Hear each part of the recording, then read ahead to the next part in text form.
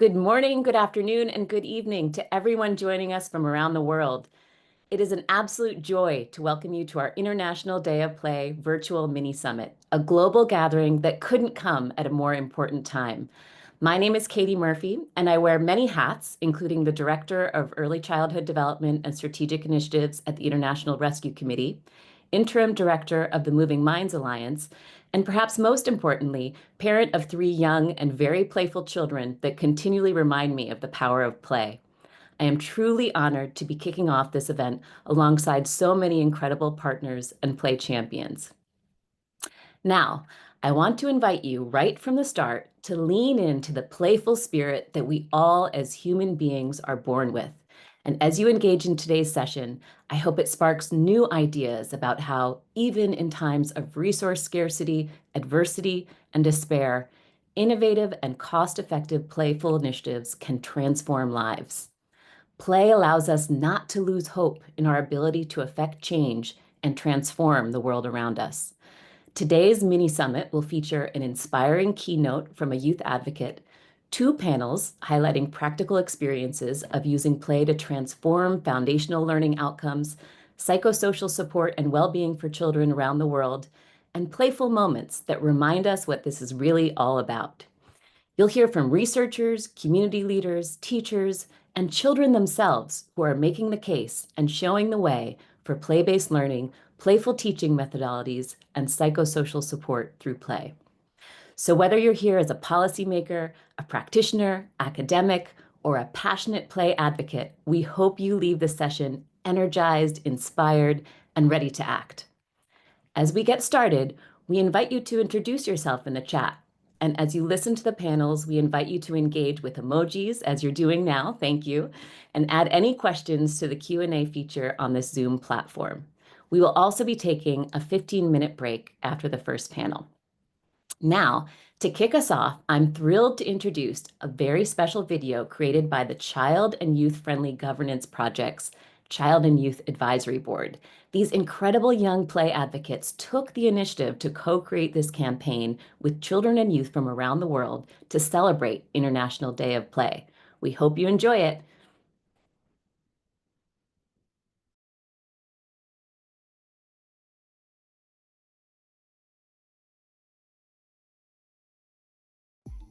Children and teenagers learn best through play. Let's bring games into learning, redesign classrooms for creativity, and support teachers to use play as a powerful tool. Because play helps us to grow, connect, and succeed. So why can boys do ballet or girls rock or football jersey? Play shouldn't be boxed into genders and stereotypes. Every child should feel free to explore who they are, what they like, on every field, every stage, and every playground. Everyone deserves to be happy and have fun. So let's play together and make this world a better space to live. 喜欢羽毛球，我希望玩的时候我们可以好好的玩，然后学习的时候就用心尽力的去学。如果想得到父母支持的话，可以先。ಮತ್ತೆ ನಮ್ದು ಪಂಚಾಯತಿ ಯಾವ್ದು ಬರ್ತದೆ ಆ ಪಂಚಾಯತಿನೂ ಅಷ್ಟೇ ನಮ್ಗೆ ಆಟ ಆಡ್ಲಿಕ್ಕೆ ಒಂದು place ಅಥವಾ ಹಿಂಗೆ ಒಂದು ಎನ್ವಿರಾನ್ಮೆಂಟ್ ಅನ್ನ ಕಲ್ಪಿಸ್ಕೊಡ್ತು. ಮತ್ತೆ ಹಿಂಗೆ ವಿಲೇಜ್ ಲೆವೆಲ್ ಅಲ್ಲಿ ಯಾವ್ದೋ ಒಂದು ಸ್ಪೋರ್ಟ್ಸ್ ಡೇಗೋ ಈ ತರ ಆಟ ಆಡೋದಕ್ಕೊಂದು ಅವಕಾಶ ಮಾಡಿ ಕೊಡ್ತಾರೆ. We don't have to turn play into a success story. You don't have to win accolades and recognition for just play. You can play for fun.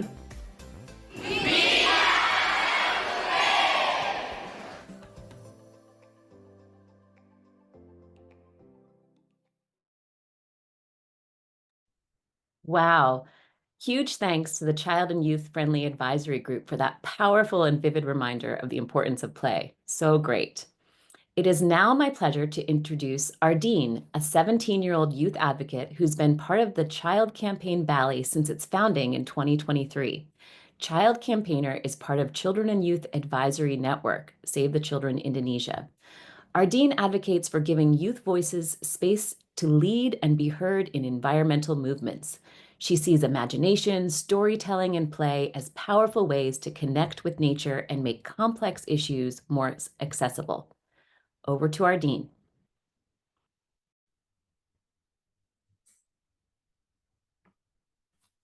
Hello, everyone. Learning and climate action. Let's connect the dots. What if the most powerful tool for learning doesn't cost a thing, fits in every village, and already lives inside every child? Hi, I'm Ardeen. I'm a 17-year-old child campaigner, part of the Children and Youth Advisory Network under Save the Children Indonesia. And for a long time, I thought being an activist meant performing adulthood. Speaking in perfectly rehearsed jargon, keeping a serious face, and holding up posters that shouted, "Save the Earth" in bold, distressed fonts. That was my idea of doing it right. That's until I realized real change doesn't always come from the loudest voice in the room. Sometimes it begins with something much quieter, something far more familiar, something like play. In December 2024, Child Campaigner Bali held a water awareness event. The moment that truly moved people came during a storytelling and game session when a tale about rain wove with a traditional circle game where a cat chases a mouse while the others sing, called Meong Meong. I was one of the facilitators. I was supposed to be composed, professional, but minutes later, I was on the floor, pretending to be a mouse and laughing uncontrollably as a kid chased me around. And just like that, the invisible line between organizers and participants disappeared. Later that day, one of my co-facilitators broke down in tears while reflecting on how rising water bills might mean losing access to clean water in his dorm. That vulnerability, that honesty, it didn't come out from a chart or a speech. It came after we played and let our guards down. In addition, I had a memorable experience during the Build to Change session in Jakarta. We were asked to build 3 things using the Lego bricks. Our names, 3 items we'd bring if stranded on a desert island, and our hopes after doing a campaign. There are no rules, no right or wrong, just bricks in our imagination. I ended up stacking 3 donuts to represent myself, not because I see myself as a donut, but because those were the leftover pieces I could explain.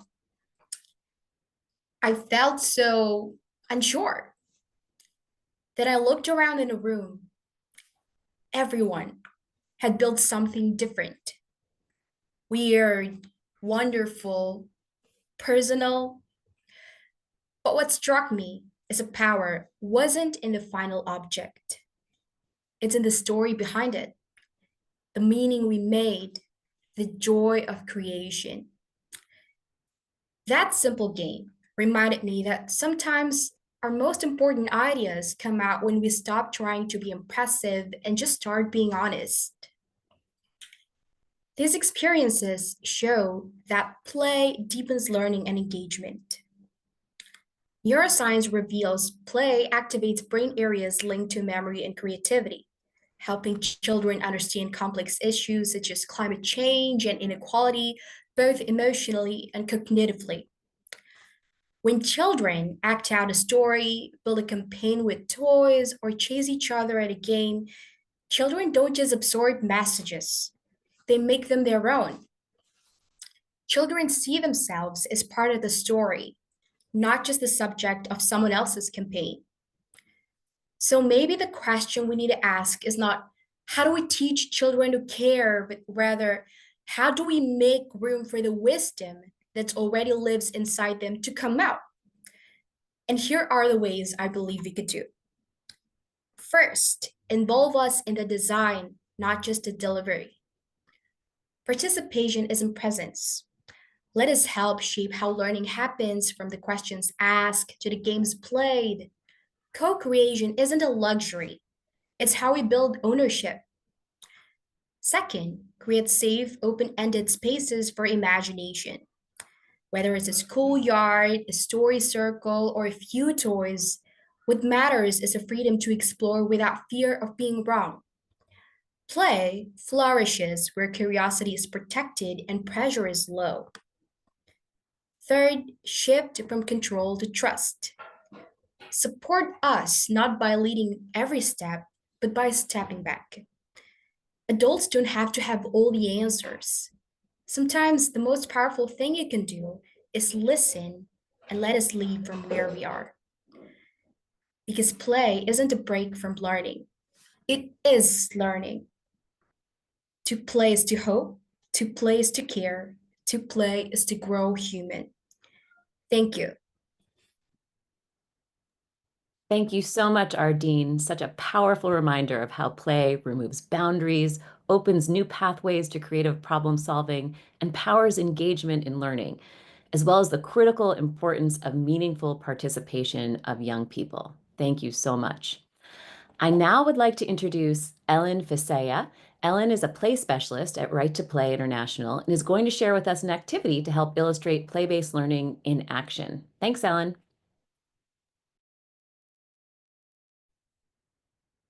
Hi, everyone. I'm coming to you from the Right to Play office in Toronto, Canada.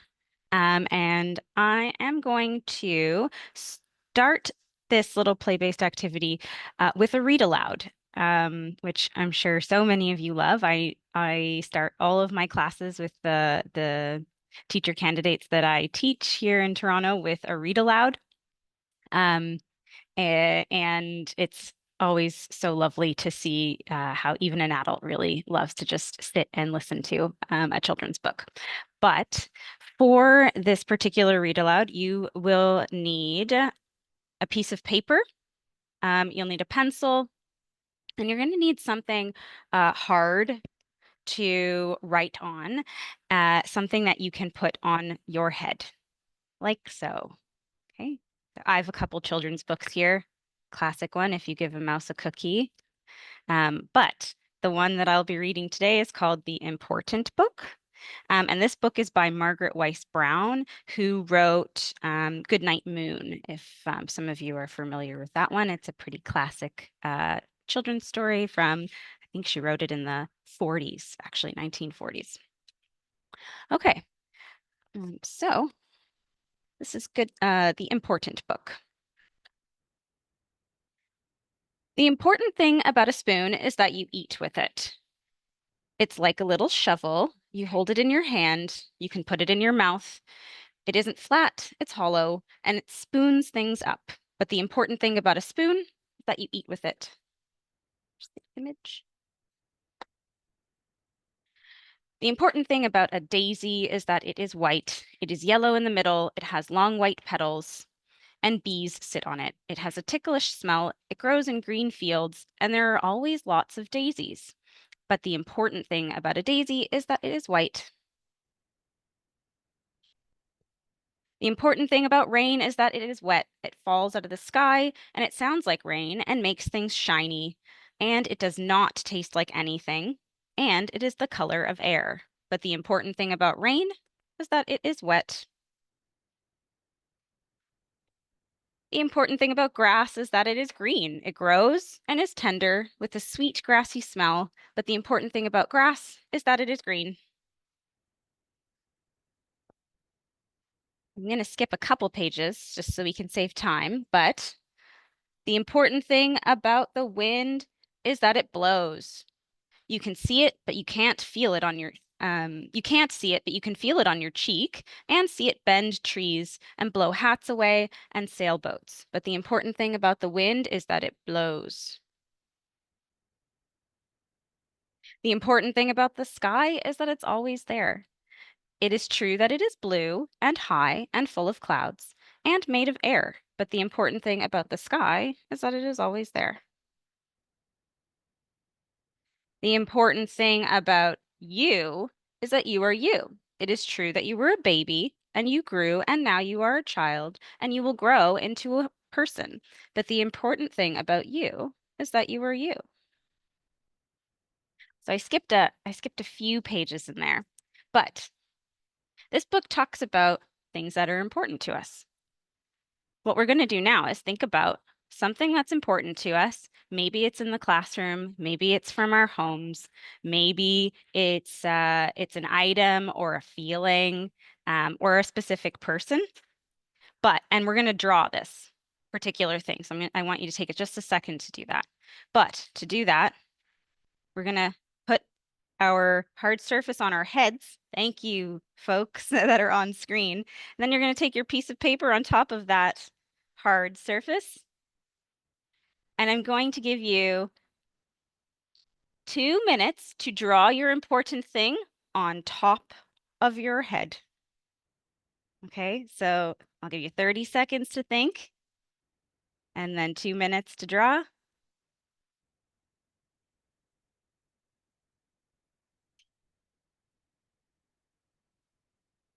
I can see some funny faces, some people really focusing with their mouths kind of tilted to the side. A couple of folks going like this, shaking their heads, this is impossible. I like that some people are looking up and some people are looking forward. Okay. I'm going to use the cue of the folks that I can see on screen. I still see a couple people drawing. Don't take your paper off your head yet. When I say that GO word, that's when you can put your book down, your piece of paper down. Okay. Go. Take your papers down, take a look. How does that item actually look on your page? You see some, yeah, not so bad. Some laughing. Oh, Rasha, hey, you did that on the top of your head. That's excellent. Wow, those are so good. Well done, folks. So if I were to do this in a classroom, we might have a whole discussion about what the story was about, to connect it to some comprehension skills. We might talk about what's important to us to connect to those things that are meaningful and make connections across the whole group of kids. And then we would play through this activity, and maybe we could have the two kids pairing up and directing their partner to draw the thing on the top of their head, which actually would require some math knowledge as well, through understanding like directionality. For example, if you say on the top of the page, you need to draw this, to the right, to the left, maybe you need to draw a square. If you're drawing a house, the base of the square, a triangle for the roof. So there's actually quite a bit of learning that can happen through this one small activity that connects across foundational learning.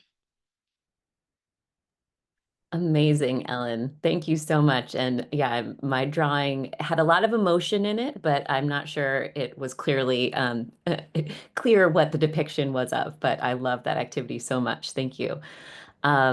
So I would now love to hand it over to our first panel, which builds upon this activity, as Ellen emphasized the importance of foundational learning. So this panel will focus on accelerating foundational learning through the power of play, how to accelerate literacy, numeracy, and socio-emotional learning through play-based approaches. And it will be moderated by Ramya Vivekanandan, Senior Education Specialist, Thematic Lead for Teaching and Learning at Global Partnership for Education. Ramya will be joined by our speakers, Ellen Fasea, who was just with us from Right to Play, Michael Casa from the Department of Science and Mathematics Education, Addis Ababa, Michelle Cruikshank from Grand Challenges Canada, and Rebecca from the Child and Youth Friendly Governance Project. Over to you, Ramya. Great. Good morning, good afternoon, good evening, everyone. It's such a pleasure to be with you here. I'm calling in from Washington, D.C., the Secretariat of the Global Partnership for Education. And it's so exciting to have this opportunity to moderate this important panel along with our esteemed panelists this morning. So we're specifically going to be talking about accelerating foundational learning through the power of play. And I thought that it was important, first of all, to kick off with a shared understanding of what we actually mean when we're talking about foundational learning. So, as per the commitment to action, which came out of the Transforming Education Summit a few years ago in 2022, we're really referring here to basic literacy, numeracy, and social emotional skills, transferable skills. And foundational typically refers to the early grades of primary. But what I would like to argue, and what I think that everyone here would probably agree with, is that there's an entire foundation that begins even prior to a child entering a primary school for the very first time.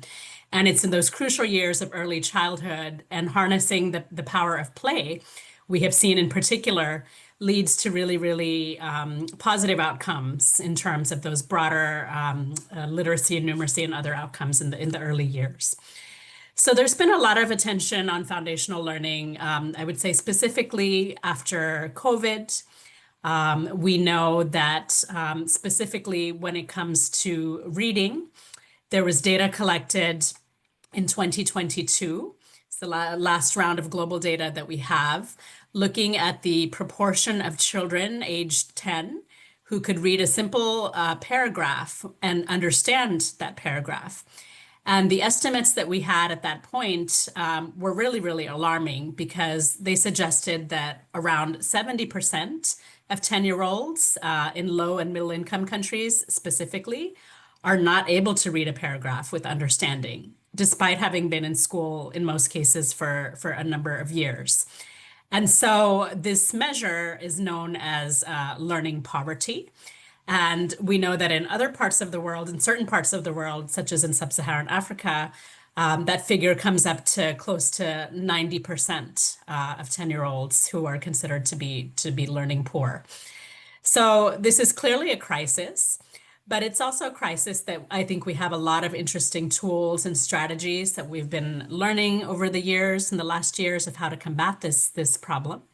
At GPE, for example, we've been working through our Knowledge and Innovation Exchange initiative with the Lego Foundation to support some research, 5 research initiatives actually in East Africa, that were looking specifically at that transition between early childhood and early grades of primary, looking at foundational learning, and also exploring the potential of play-based interventions in that space.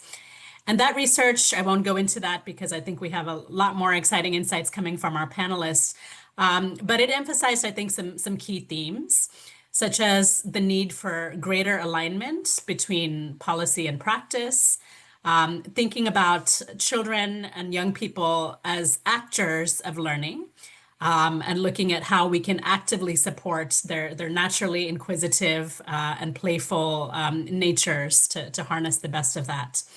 And also the importance of context and making sure that any strategies, any tools that we apply are relevant and locally grounded. So with that, we have with us 4 panelists, and I would like to start actually with Rebecca, who is from the Child and Youth Advisory Board at the Child Friendly Governance Project. You've done a lot of great work, and we would love for you to kick us off, and I'll ask you to keep to 2 to 3 minutes. If you could tell us a little bit more about why you think that play is so important to children's learning, Rebecca. Hello, good morning, everyone. My name is Rebecca. I'm from Mexico. I am the chair of the Child and Youth Advisory Board of the Child Youth Friendly Governance Project. It's an international organization that promotes children and young people's participation in decision making. It's an organization that is co-led and co-founded with children and young people, including myself. Last year, together with so many other organizations, including BRAC, the Legal Group, Concern for Working Children, and many others, we consulted over 10,000 children and young people about the importance of play. And what did we find? We find that playing is really important for their happiness, for their growth, for making new friends, for creativity, for sports, and relaxing and refreshing mind. But it's also very important for learning. Young people told us that it's important for learning new things because it's not the same just being sitting there in a classroom or maybe at home and just sitting, that actually playing and learning. We learn when we are really engaged to the topic. Children and young people told us that playing helps them with develop social skills and learn how to collaborate with others. Playing alone is important, but playing with someone is most important. They also recover energy after studying, and they explore and find out things they are interested in. Children and young people also told us that school is not only a place to learn, it's also an important place to play. More than a half of them like to play in school. We think that teacher could use play to connect with students. When you see a teacher that is passionate and dynamic about the topic, you will be engaged no matter what, even if you don't understand the subject. The thing that we want us children the most is that adults also, they see us. We want to feel seen. We want to feel like we are valuable and that our decision matters. And by studying and schoolwork can also be a barrier to play. Many children and young people told us that they have a lot of academic pressure and homework. Two other big barriers are to play are the lack of safe spaces and not having anyone to play with. We hear from children and young people that when they don't play, they also lose motivation to engage in other things, such as studying. The thing is that playing it's so important for us that it helps us grow. It helps us be what we are, children. Imagine telling a singer not to sing, telling a dancer not to dance. How could he or she live?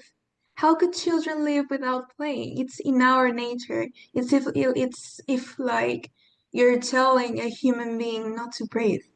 It's in our nature to play. That's why it's so important, and so many adults they don't get that. That's why it's really important for us to just feel seen and also play not only with ourselves or alone, but also with our parents, with our siblings could be, and also with our classmates. Thank you.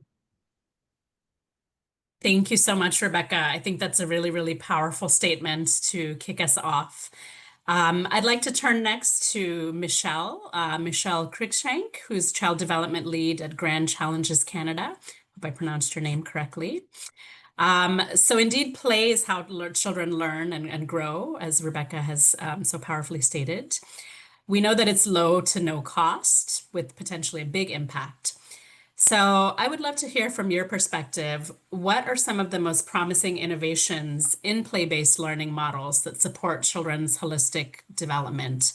And how can play-based learning set a strong foundation for children to thrive in childhood and beyond? If you could also take 2 to 3 minutes. Thank you. Great. Thank you so much, Ramya. And it's really great to be here. Ramya, you mentioned the crucial early years or the crucial years of early childhood. And I think we know that the early years of a child's life are really critical for their development, with over 1 million new neural pathways formed every second during a child's early days of life. Interventions during this time can really set a child up for a healthy life into adulthood. So over the past 15 years at Grand Challenges Canada, we've been investing in early child development under our Saving Brains portfolio.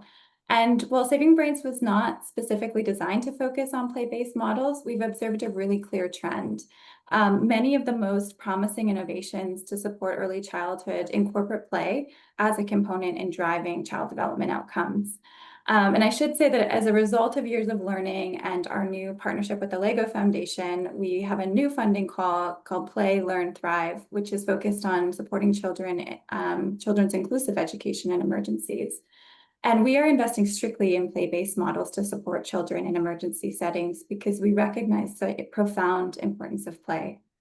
And through our investments, we've seen that play has a profound impact on children's cognitive, social, emotional, and physical development. And we prioritize investing in models that demonstrate meaningful impact across these areas. And we've seen time and again that play-based approaches are particularly effective. I want to highlight 2 standout innovations that exemplify this. The first is Lively Minds in Ghana, which we've supported at several stages in their journey. They're a community-driven play program using discovery-based learning, and local facilitators lead hands-on exploratory sessions. They leverage locally made materials to ensure sustainability and scalability, and the model has been hugely successful for child outcomes. It's recently been selected under GPE funding for national expansion and has earned bipartisan political support. And I think this is a really clear indicator of its transformative potential.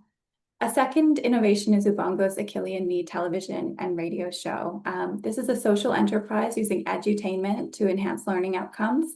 And through animated, culturally relevant TV shows, radio programs, and interactive and playful digital content, they make learning joyful, culturally relevant, and scalable. And in 15 years of Saving Brains investments, Ubongo has had the widest reach and highest measurable impact of anything we've invested in under our child development portfolio.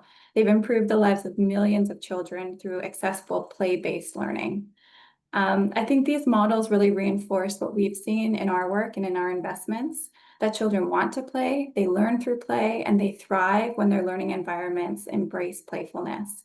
Like in the example of Ubongo, children engage in educational programming that is enjoyable and that is playful, and the more children engage in a model, the more successful it's bound to be, not only through the numbers of lives reached, but also because play is important to supporting key development indicators for healthy individual childhoods. Thanks so much. Great. Thank you so much, Michelle. And thank you in particular for highlighting those examples that I hope that we'll have a chance to learn more about on our own time. I'd like to now turn to Ellen. And Ellen, thank you again so much for that activity that kicked us off. That was such a lovely way to begin. So you're from Right to Play International, of course, and would love to hear from you if you could elaborate on the definition of foundational learning, which of course is our focus in this panel. So what is foundational learning and how can play accelerate learning outcomes in your view? And why is SEL or social emotional learning such a critical component to this definition? Yeah, thanks for the question. So when we talk about foundational learning, we're really talking about three core sort of elements of that. One is around how kids build core literacy skills. Another is around numeracy learning, and then the third is around social and emotional learning. And so all of those three things together really support the building of a really strong foundation that helps kids learn and grow all the way into adulthood. So when we talk about why play is valuable for that, a lot of what everyone has spoken about is really core to that reason, that it allows kids to feel sort of much more sort of actively engaged in what they're doing because they're truly enjoying themselves. It helps them practice skills in really interesting and novel ways, which keeps them sort of really, again, focused. It taps into learning that's at their right level. It's developmentally appropriate at every age point, but especially we talk a lot about it in the early years for this reason, because it's developmentally appropriate where kids, like Michelle was talking about, where little kids' brains are really at this important stage of development. Play is a way that they can engage that they can reach. And then when we talk about tapping into curiosities, right, things that make them ask questions about the world around them, about the people that they're interacting with, about the things that they're learning, whether that's in school or outside of school. Those curiosities really support the development of like critical thinking skills, things that contribute to their executive functioning, self-regulation, all of those like really important things that help you build a really strong sort of brain. And then of course there's the piece around physical development that we talk a lot about when we think about play-based learning, kids moving their bodies in big ways for that gross motor movement, but also in small ways. So when you're interacting and engaging with smaller materials, you're able to sort of build that pincer grip that's so important for you to be able to hold a pencil and write. And then when we talk about the social and emotional piece, one of the most core components of play is playing with other people. And to do that, you need to be able to speak and communicate and understand how you're feeling so that you can interact with the others in a way that makes sense and allows a play scenario to move forward. So oral language then is really important, a really important thing that comes out of play-based learning, and oral language is at the core of your literacy learning throughout, right? Before you can get to reading and writing, you need to develop the vocabulary skills. And one of the best ways to do that is through just speaking. And that happens a lot in play. So there are a lot of ways that we can tap into those foundational learning skills through play-based learning. Wonderful. Thank you so much, Ellen. I think it's so great that you've highlighted child development and how young people's brains actually develop, and the importance of active engagement and how play harnesses that. So thank you very much. Last but not least, just for this first round of questions, I would like to turn over to Professor Michael Kasa, who's calling in all the way from Ethiopia, from Addis Ababa University.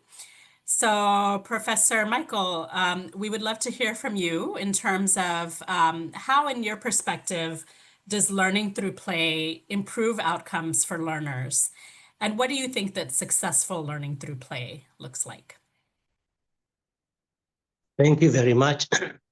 I would like to appreciate the speakers who presented their ideas, who shared their ideas before me.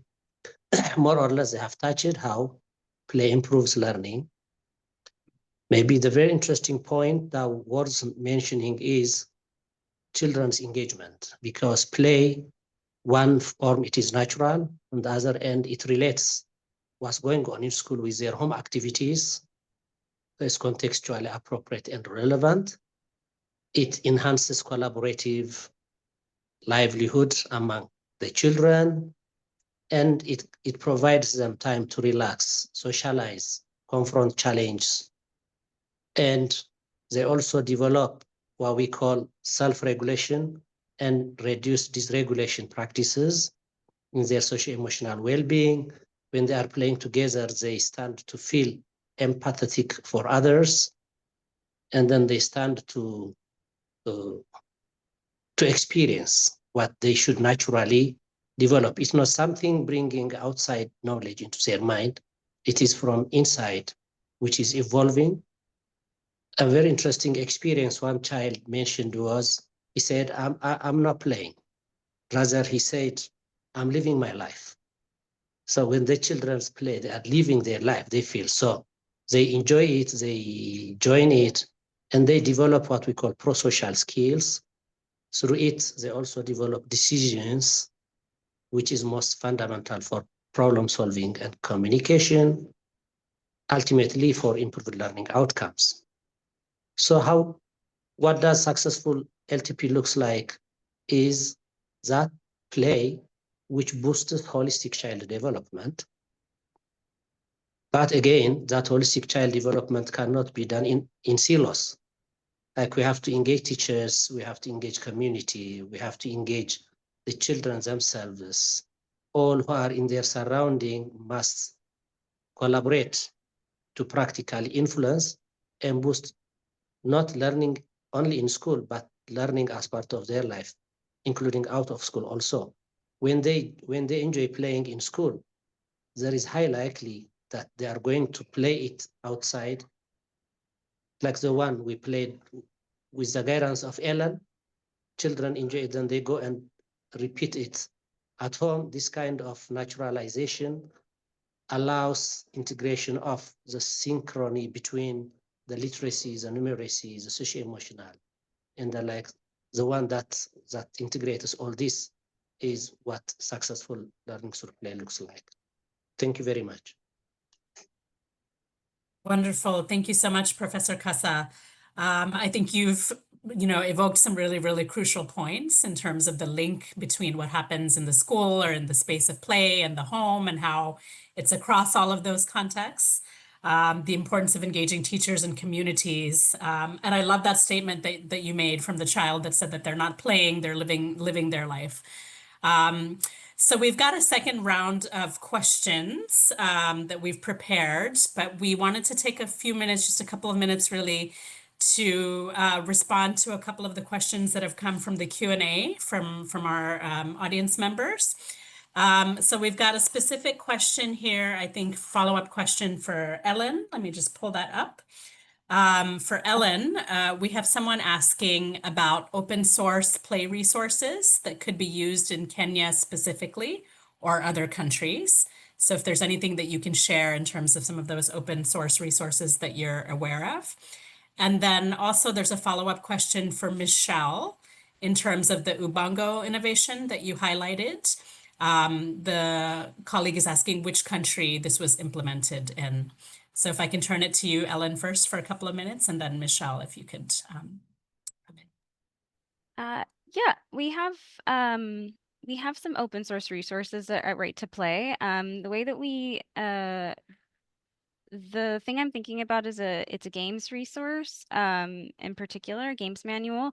But the way that we write our games, which if we think about, somebody had asked about the spectrum or the continuum of play in the chat, we do use a continuum framework in our approach to play-based learning at Right to Play.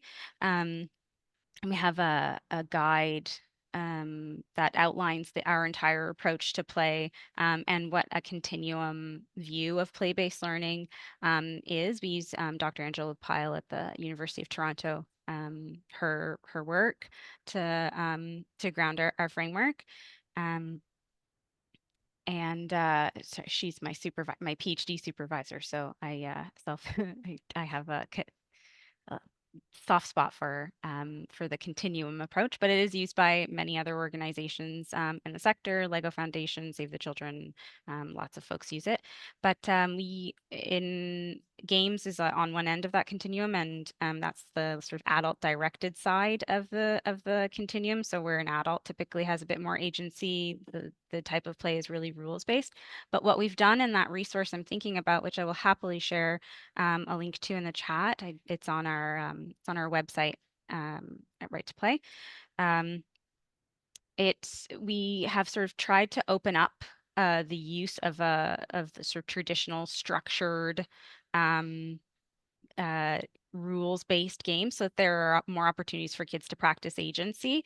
And the way that we write the games are really flexible for use in a variety of different contexts. So hopefully it works for you in Kenya. If there's anyone else that would like to use any of the games or talk about anything that's in either of the resources I'll share in the chat, I'm always very happy to talk about that. So please feel free to contact me. Great. Michelle, over to you in terms of Ubongo. Great, thank you so much for the question. Ubongo's actually, I think they're in about 40 countries now, in 14 different languages. So they've really scaled across, and part of that is because it's a television and a radio program. I think they also have, I know they also have a YouTube channel. So really the television programs are accessible to anyone everywhere, which I think is so great because people who aren't receiving this on their radio program or through their television can go, if they have internet access, can go online, and there's culturally relevant programming and programming across multiple languages. So I do hope that those on this webinar will check them out. And on our Grand Challenges Canada website, in our Saving Brains program, there's just so many really exciting innovations that use play. There's only enough time to mention Lively Minds and Ubongo, but I do hope others will check them out. Wonderful. Thank you, Michelle. We did have another general question, kind of dialogue going in the chat, which maybe I'll just read out loud and ask our panelists to weigh in the chat, just in the interest of time. So one of them was on this, the notion of the spectrum. So Ellen, you helpfully already began responding to that. But the question to any of our panelists was whether you have experience or whether you've implemented interventions that we can learn from to guide the delivery of interventions across the spectrum, from free play to guided play and to playful instructions as a whole in a single space. So whether you have any lessons to share, I'll just direct you to the chat if you would like to come in on that, dear panelists. And also related to that, a question as to whether there's any research findings on the level of interdependence between those three applications of play on the spectrum as well. So just in the interest of time, I'll ask you to be active in the chat in responding to those great questions. So we'll now have a second round. So just like before, if each of our panelists could limit themselves to 2 to 3 minutes in the interest of time. So again, we'll start here with Rebecca. How can we create more opportunities for learning through play from your great experience? What can we take away in terms of how we create those opportunities, Rebecca? Yes, one of the most important things that adults and parents should understand is that no matter what, no matter if we have the best toys in town, the best clothes, or if we are in the best school ever, if they don't play with us, we won't feel seen, we won't feel loved. Because playing for us is like a deeper connection emotionally. So if we don't have that, it's like we don't feel seen, we don't feel loved. Parents are the closest to us. When they play with us, we feel connected. But often, parents, they do not support us playing. Children and young people told us that many parents are focused on only academic success or household chores. Many children and parents, they do not have also the time or the will to play with them. So what we think that they should do is that they should value and respect our playtime. It's not just playtime something that we are wasting our time. We are learning. We are being us. We're being ourselves. They should also stay informed about the benefits of play. They should provide us with space to explore and create independently, encourage us to play, and the most important thing of all, it's play with us. We also have the teachers in school, which also schools are our second home. We spend half of the day or even more half of the day in there. So schools are very important to play and of course to learn. But we feel that they often limit us in creativity and imagination and so many other things. Learning, it's still a very traditional and methodical way to, and it's not very playful and creative. Teachers in school should also design playful classrooms and school environments, let us play outdoors during breaks, equip classrooms with art supplies, with building blocks and any other materials that could be, that we have to ensure that we have the time and opportunities to play between classes. It could be 10 minutes, it could be 5 minutes, because sometimes children, they don't have siblings, they don't have anyone to play with. So they would want to play with their classmates since they're like the closest siblings that we could have. We could also reduce academic pressure and homework to allow us more time for play after or during school and create school culture that values and celebrate play. We're together with students to create play opportunities to reflect our different interests and needs. The government, it's also part of this. It's probably the thing that can make us change all of this. Children and young people think that governments have a lot to do here too. They can, for example, include play in the school curriculum and education. They can include play in laws, policies, and budgets. They can invest in school environments and that have places for play and promote family-friendly activities and policies that enable our parents to spend more time with us. But as we said, we have to, if we want to focus on the problem, we have to do it since the very nuclear thing, which is the family. So one of the main things that we should do, and then the adults should understand, and I would really want to emphasize that they should really play with us. It's the best way so that we can feel seen, and the most important thing, loved, we feel valued, and the thing that we are doing, the thing that we like to do, it's being valued and it's being seen. So I know that there are many parents out here, so please, if you have the chance, play with your children. You won't regret it, and they will love you even more. They will have the self-esteem to be powerful enough. Thank you. Thank you, Rebecca. I love that so much. That's such an important reminder for all of us. Fellow parent here as well. My son is 11, so play looks a little bit different these days. But no, thank you for giving us all these practical suggestions and a reminder of what's really important. I also note that somebody said in the chat, recalling a quote, I think from Vygotsky, that said that for children, play is learning and learning is play. Which I think is, so important. And that takes me to the next question, which is for Ellen. What steps, in your view, need to be taken then to embed play into the classroom and to help to bring those two together? Well, I think Michael mentioned it earlier in his response. One of the things that I hear in so I do the research that I do looks at teacher perspectives of play-based learning, and a lot of the things that I hear teachers say is that they don't feel like they've been sort of properly uh, educated on how to use play-based learning, because when we talk about play-based learning, we're really talking about a pedagogical tool, right? So how do we support teachers to develop the skills to use play-based learning in their classroom? And so really it's about providing solid and regular training. So clear training that allows teachers to not only talk about and think about play-based learning from that larger theoretical perspective and like how we've been talking about it for the last little while, but actually experience it and practice it. Because once they see and feel that, oh, I can actually learn how to read these sentences, or I can practice building.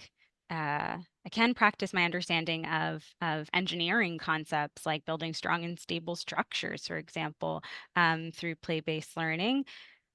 They have a better understanding of how they can make the connections between the play and their curricular goals, because really at the end of the day, there is a lot of stress on a teacher to meet curriculum expectations. Those documents everywhere are huge, and so they can be kind of daunting. But when you can clearly make the connection between what the child is doing in the classroom and those curriculum expectations that they have to meet, then it's a little bit easier to understand how you can integrate it into your classroom. So that piece around the practicing is so important.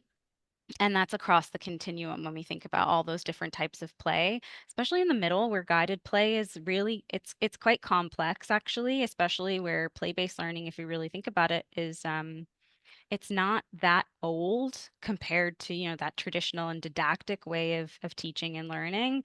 And a lot of teachers still are, they've come from classrooms where they've been taught rote, right? So I'm sitting at the desk, I'm listening to the teacher who is speaking unidirectionally in one direction at me, and I don't have an opportunity to engage and share and talk with the teacher and create this like shared learning space. Like our dean was talking about at the very beginning. She was talking about how you need to let kids come in and actually have a say in what they're doing.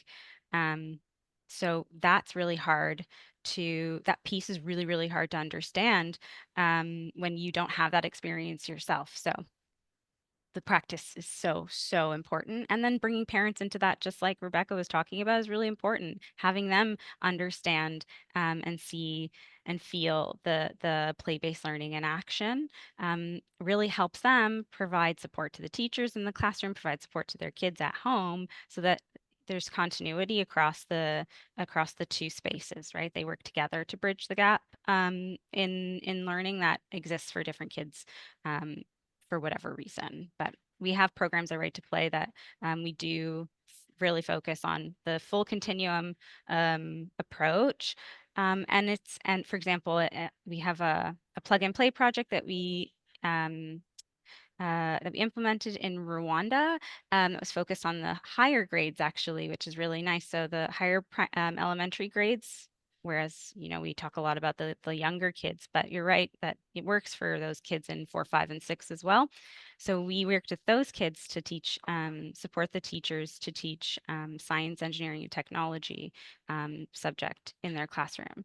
And that training was very focused on practice. So getting that teachers to really experience. It was 80% practice and only 20% theory in our training model. So, and that was really helpful because we were focused on the middle of the continuum, that guided and collaborative play approach. So training teachers, getting them the experience themselves, and then doing that regularly through really solid communities of practice and coaching and mentoring models, and then doing that all as well with the school leadership, because those people are extremely important as well.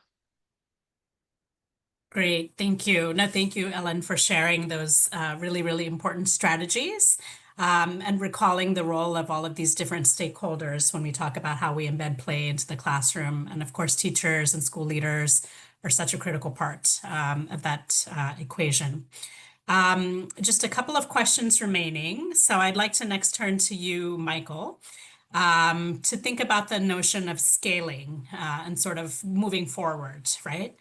So there are some experiences, I think, with taking learning to play to scale within education systems.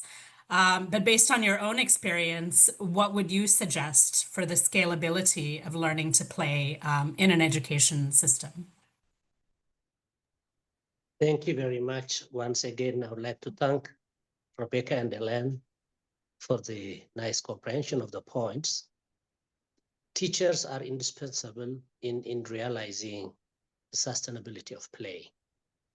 But then teachers also act within a school system which must bring together school and community. Education has to be owned by the community, not as an alien something to be done by teachers. That strong collaboration of bringing parents, building the competence of teachers is essential. One of our experiences, the first time we tried to negotiate with the teachers, they had resistance on play and in implementing play. But through time, when they were engaged in continuous professional development and started to internalize it, now they are saying we're not going to go away from play. And it has power, like the technological advancements has penetrated itself into our daily lives. Play, when it touches some part of the heart, it sustains. But more importantly, is bringing together the voices for play. There are system actors, there are teacher community, there are officials, educational leaders. They have to sit and discuss together. They integrate it into the policy directives, into the curricula, especially in early grades. So those issues backed up with trained teachers to implement it is critically important. And we have proven that in our research undertaking. But again, an interesting of this power of play is teachers used to complain as if they don't have materials to do. So, but after realizing it, they were able to utilize their locally available, which are more contextually appropriate, which are more relevant to the children, to meaningfully play with and understand the situations. So if we happen to make those things, definitely that will be a guarantee of its sustainability. Sustainability of play is not politically driven. Sustainability of play is largely vested in its power to support children's learning and holistic development. Thank you very much. Thank you. That was great, Michael. And I think, ends on a hopeful note in terms of what we need to do to sustain these interventions. So thank you very much for that. So our last question then is for Michelle. And I think this is a great one to close us off. What would you say, Michelle, are the shifts that we need as a community in terms of funding, policy, and partnerships to ensure that play-based learning is scaled equitably and sustainably, as Michael just said, so that all children, regardless of context, can benefit from its development power? So really funding, policy, partnerships, what are the shifts that we need? Great, thank you so much. I think to hone in on what Rebecca, Ellen, and Michael have said is that I think one of the biggest shifts, and I think we need a few shifts, is knowledge and understanding across actors in the space of how we can support children's development and education through play. Just quickly, prior to launching our most recent funding call, we commissioned a scoping review of what some of the key gaps for children were. And we found that play wasn't viewed or perceived as a key factor in supporting child development and education among caregivers, community members, government, or other stakeholders in the geographies we focused on. And I think that's why it's fantastic that we have International Day of Play and that so many organizations coordinated to put this summit together. And I think keeping this momentum to sensitize key actors from government to caregivers of the importance of play is really essential. And also ensuring that solutions are locally led, because I think those closest to the challenge are really best suited to come up with the solutions. I think this is also really important on the policy side. So Michael was mentioning that governments need to recognize play not as a luxury, but as a fundamental right and a cornerstone of childhood. And that means embedding play-based learning into national education strategies, teacher training programs, curriculum frameworks. I think the recent bipartisan support that I mentioned of Lively Minds is a really powerful example of how political will can align around child-centered approaches when the evidence and community ownership are really strong. And then from a funding perspective, at Grand Challenges Canada, we've seen firsthand how catalytic capital, especially when paired with technical support, can really unlock innovation and drive sustainable impact. I think funders can also work together to think more about innovative financing to move innovations from pilot to scale and into government integration and public sector integration. And I think it's essential that funders work together more collaboratively and get really creative on this. And then I think partnerships just generally are essential. We need to collaborate. We need to foster cross-sector collaboration between governments, funders, civil society, and the private sector, as well as the public sector, to build ecosystems that support innovation and scaling those innovations that find really interesting solutions to play-based models.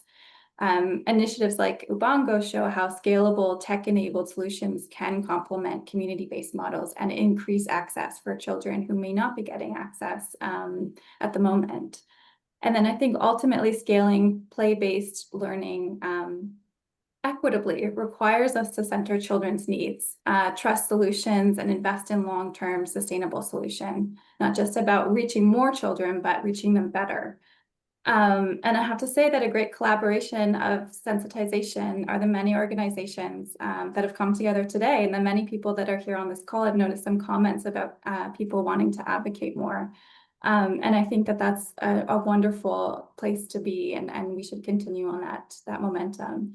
And I want to just end with Rebecca's really inspired me today with her advocacy and with the comments that she's made.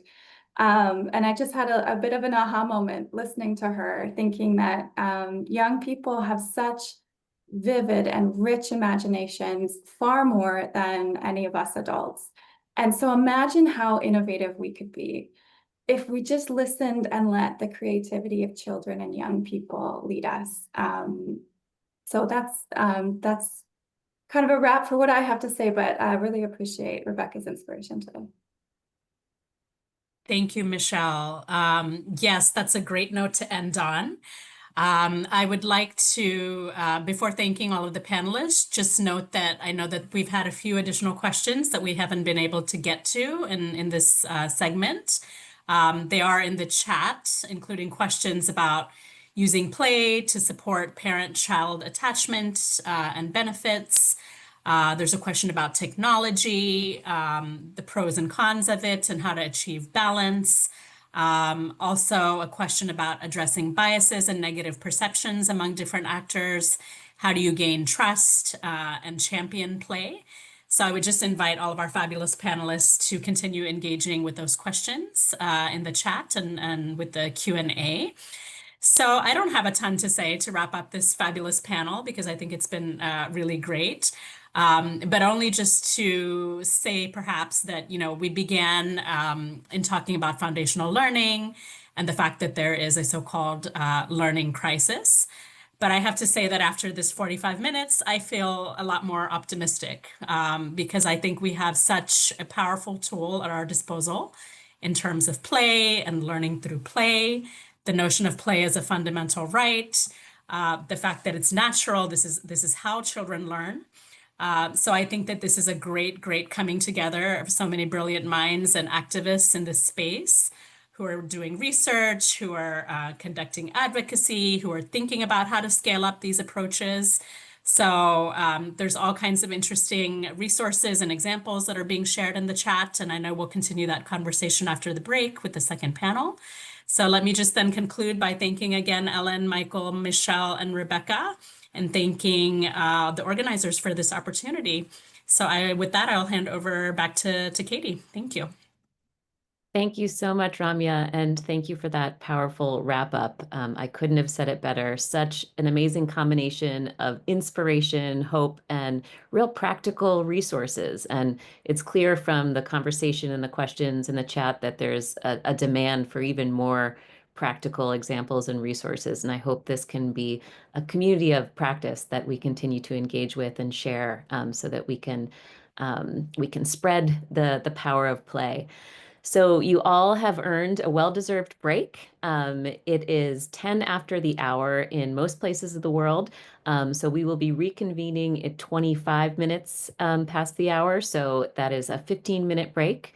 In New York, that would be 9:25. In London, 2:25. In Addis, 4:25. I'll let you do the math for your own location, but we hope to see you back soon and take a nice break. Thank you. Thank you so much.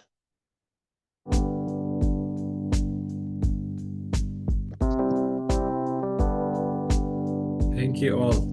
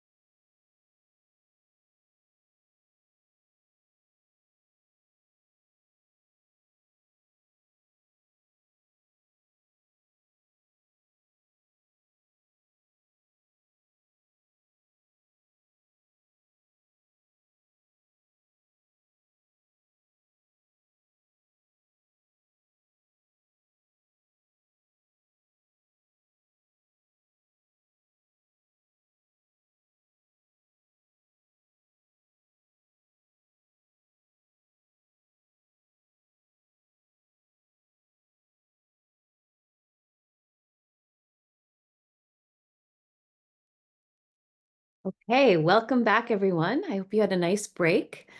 We will now be starting our next panel, Upholding Right to Play, Learn, and Thrive in Emergencies, Why Play Matters and What It Would Take to Scale Learning Through Play in Emergencies, which some of my colleagues lovingly call the acronym LTPI, which I think is fun and delicious sounding. So what it would take to scale learning through play in emergencies and play-based psychosocial support for children in crisis contexts. Our moderator will be Holland Romine, Regional Education Advisor for East and Southern Africa at the Norwegian Refugee Council. She will be joined by Dr. Bede Malaku from Kotebe University of Education in Addis Ababa, Sister Segunda Kobusinge, a head teacher in the host community of Navikale Settlement, Isingro District, Uganda, and Miss Spera at Highway of Brak, Uganda, and Lubaba Gassamel Said from Save the Children International, Sudan. And I apologize if I mispronounced any of your names. Over to you, Holland. Thanks.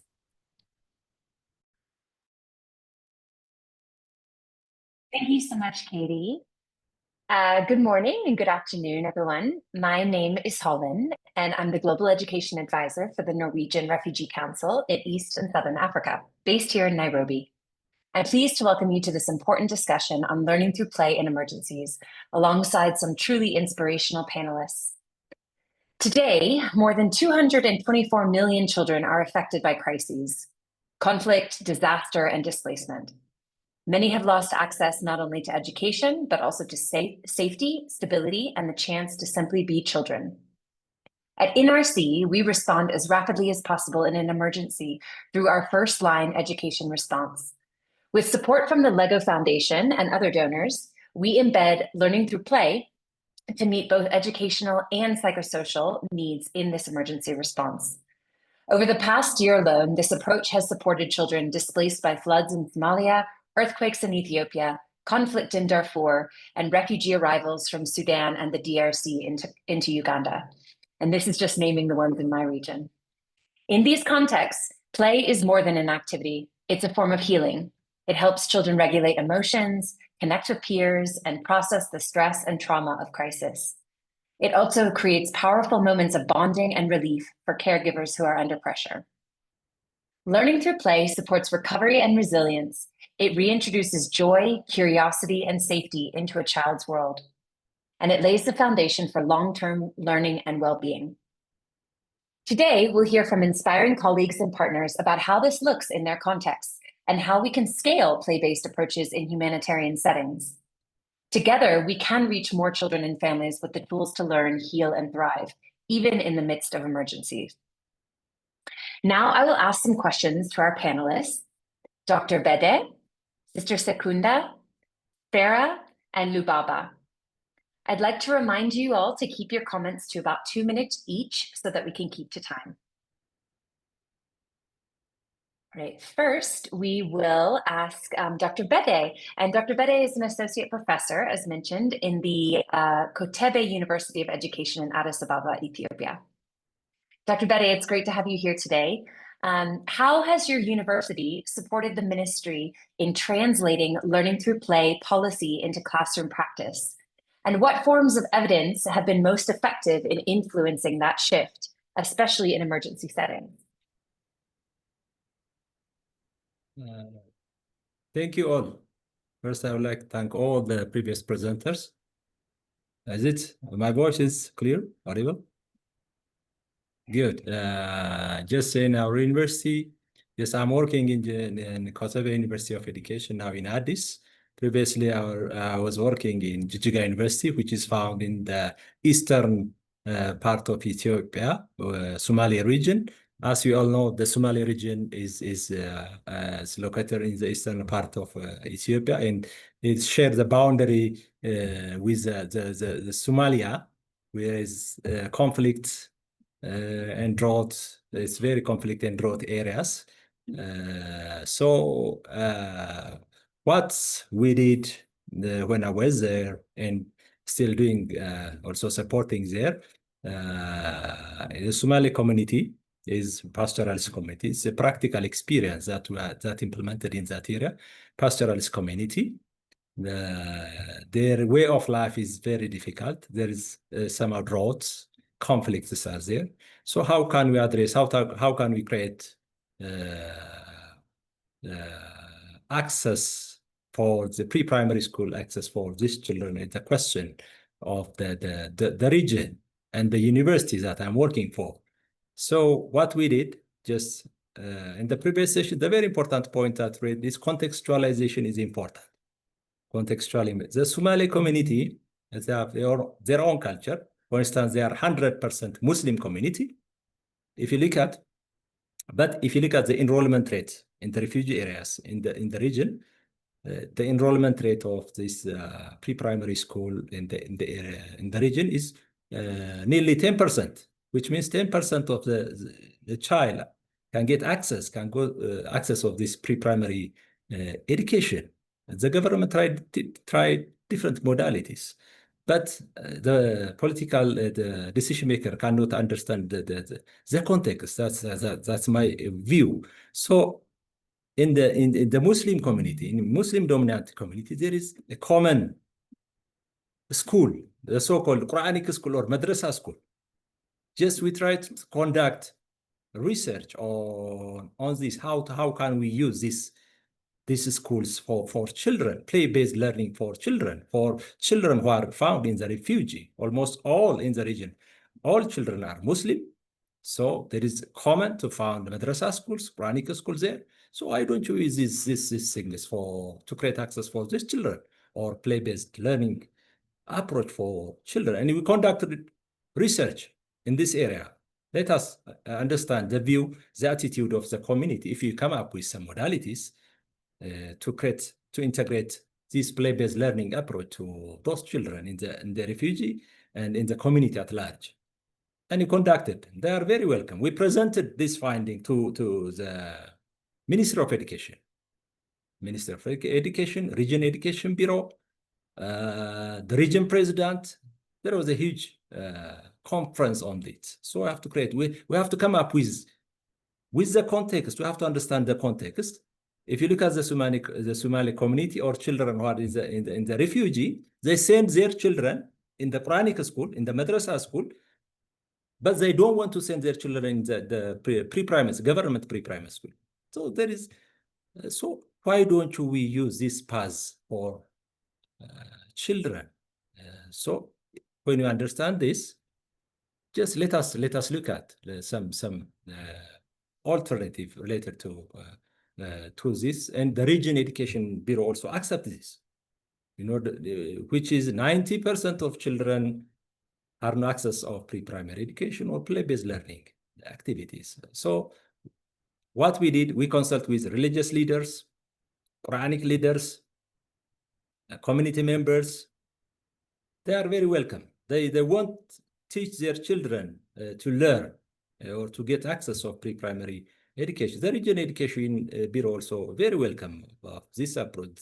The Federal Ministry also very interesting on in this approach. So what the next step is just try to conducting some pilot project. Just we are discussing on that, conducting some pilot project on that. And the community is very welcome. We can create access for children who are the refugees. If you look at the refugee areas, they are in our country, they are found in the boundaries. The largest refugees found in Somali region. So if you create access, if you come up with this modality, we can come up. We are implementing. Last year, we organized a conference integrating play-based learning in Quranic madrasa school. This is the title of the conference. And many religious leaders, higher officials were attending the conference. They are very aware of that. We presented this paper for the higher officials, even in Addis, in UNICEF Ethiopia office also. We presented and we try to push to come up with some different approach to create access. So when you say play-based learning in Africa, in Ethiopia, it's very different. I don't believe that. I don't think that it is the concept of play-based learning even is have common definition where it is defined in Europe and other countries. If you look at the Somali communities, as I said, they are very deprived of basic needs. They are living with drought and conflict. So their need and their interest is different. So we are trying to insist the higher officials in doing these things. Thank you, Dr. Bede. That was a really good concrete example of how learning through play can reach children in the hardest to reach areas, especially those who might be struggling with access, especially with Quranic schools. So thank you for that. In an interest of time, I just want to remind all panelists to try to keep your interventions a bit short, 2 to 3 minutes, so that everyone has enough time to share. We'll now turn to Sister Secunda.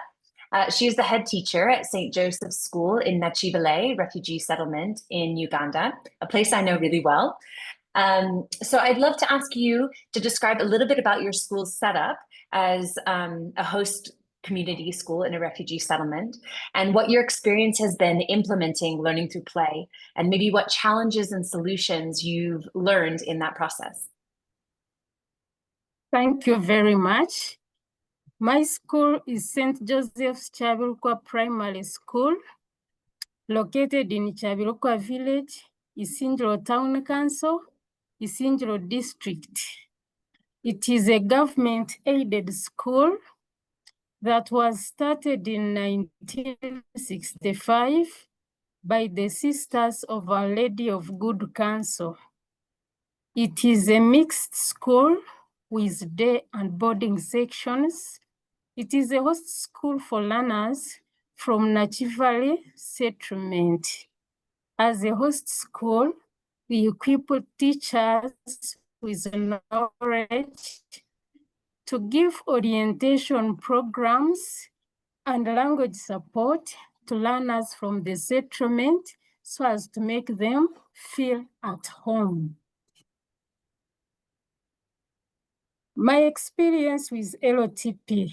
First of all, LOTP is used in classroom in the teaching learning process, whereby most of the work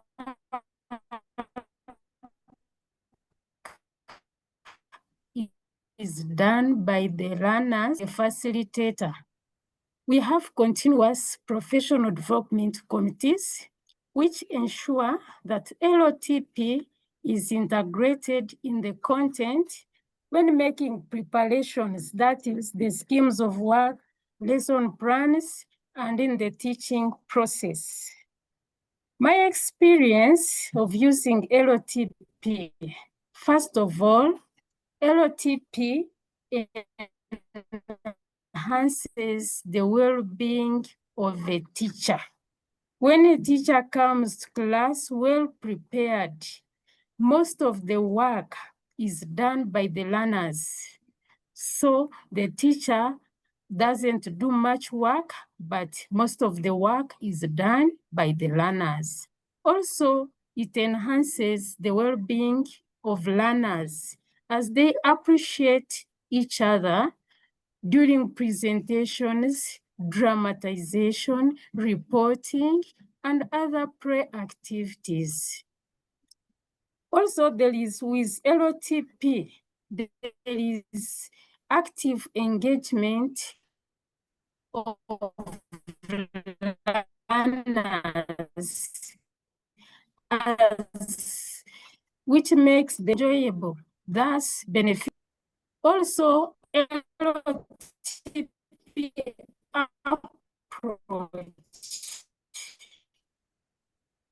builds social skills like cooperation, communication skills. With LOTP, one of the most challenges that we who are already trained in using LOTP. So when they are transferred, it affects the sustainability of LOTP. So as schools, the suitable solutions that we have been using is training new teachers who join the school. We trained them on how to use LOTP approach. Thank you very much. Thank you very much, Sister Secunda. It's really nice to hear about the commitment that you as the head teacher have made in ensuring that teacher professional development covers these topics of learning through play and integrates them into the classroom. So thank you very much for sharing that and for the ongoing work you're doing to improve not only teacher well-being, but child well-being. Now I'll ask a question to Spira, who's the country director of BROC in Uganda.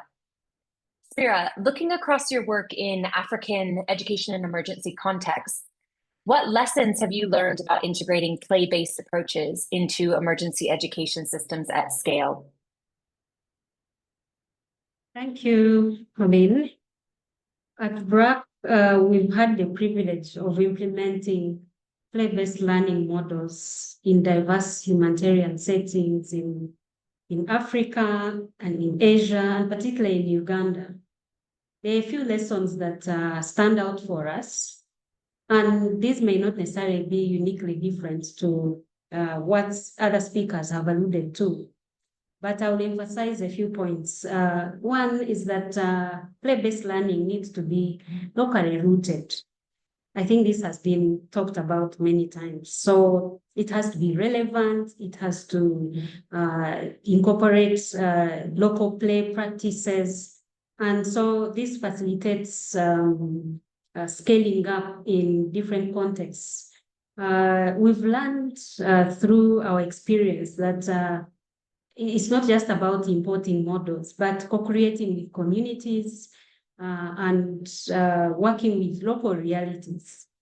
For instance, we, in our learning experience, taking on the play-based models, we use familiar stories, games, and songs based on local context to ensure that the play resonates with children's lived experiences, regardless of whether they are from host communities or refugees, like you've had before. So this is very, very, very important. Again, we know that play-based learning needs to be emotionally responsive. So these models are not just used for play, but they're able to be applied in various settings to not just promote education, but to help the children, especially that have suffered displacement, to overcome trauma, and in the process, they are able to heal. So in our work in the refugee settlements, for instance, in West Nile region of Uganda, we have been able to work with teachers, with communities to design these play-based learning sessions that are able to help the learners to grow mentally, but also to have better psychosocial well-being. So this becomes a very strong bridge between learning, but also recovery from the different trauma that they will have experienced, and they are able to return to normalcy, and they are able to learn and transition to different classes. Again, what we see as very important is that what we have learned over time, and this again has been said, it needs to be community driven. And at the center of our play-based learning as BRAC is the engagement of parents as partners in play. So with this model, yes, we support the teachers, we work with the management structures and the learners, but the parents are part and parcel of the process so that they can continue to support the learning at home. They can be real partners in the learning process of their children in a more or less structured way, because if the parents are not involved and they have the skills and the tools to use to continue the learning at home, that might disrupt the learning process that the children will have gained at school. Last but not least, in terms of the lessons that we've learned, is the critical relevance of building local capacity.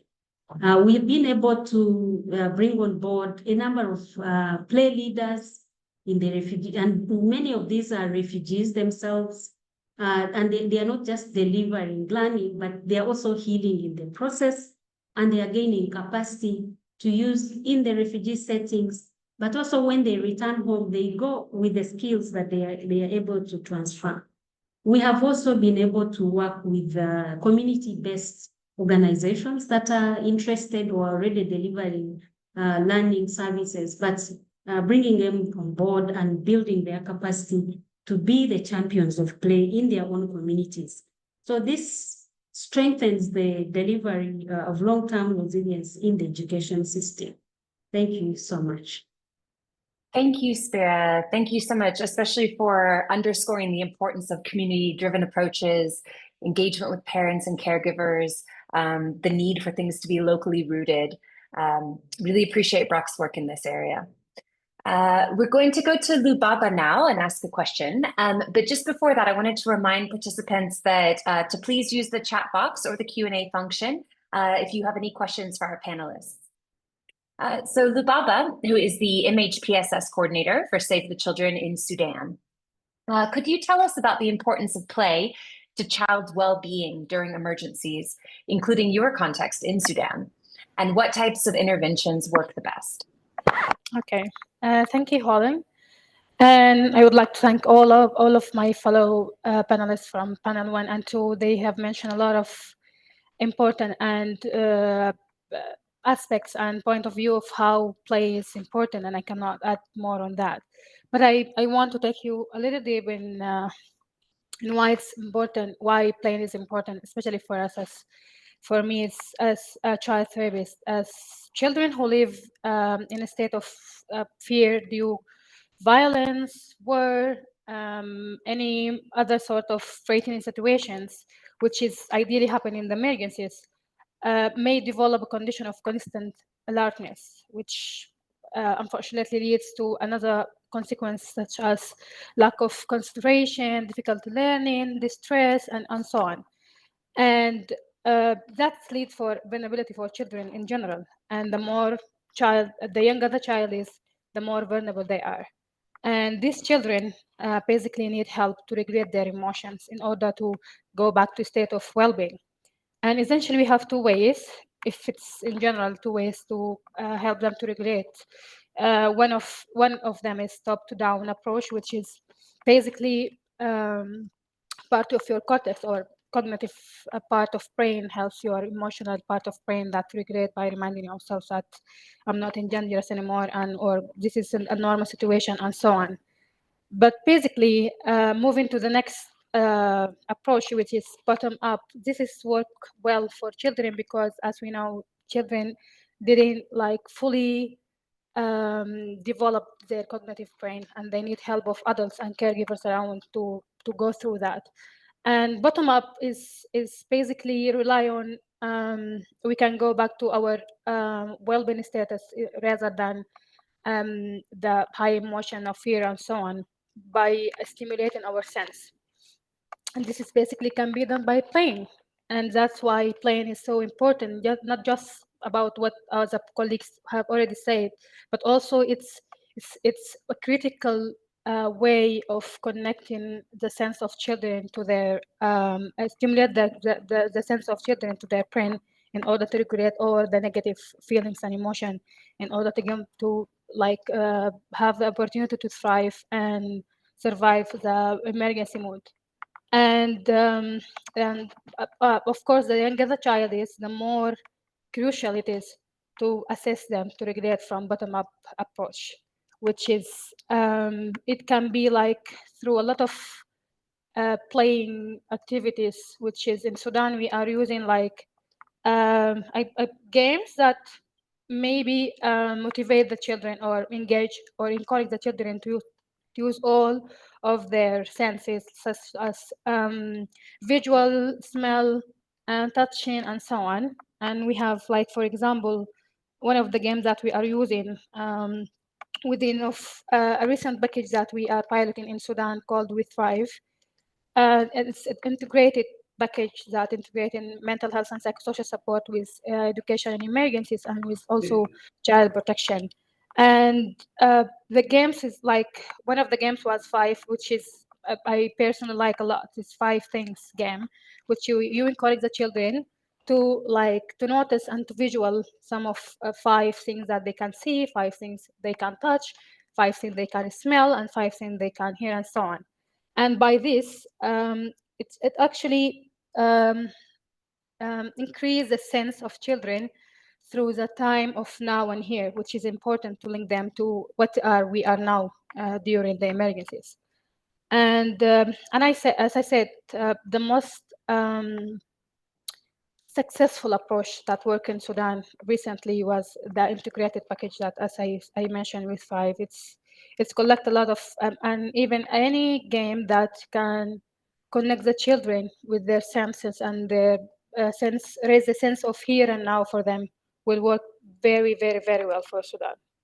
Thank you. Thank you so much, Lubaba. Really interesting to hear the perspective from the more image PSS side of things. And I really like that example of the 5 things game. It reminds me of some of the approaches we also use as NRC with our Better Learning program in the region. And I think we've seen so many successful stories of embracing children's own resilience through play-based approaches to PSS. Thank you for that.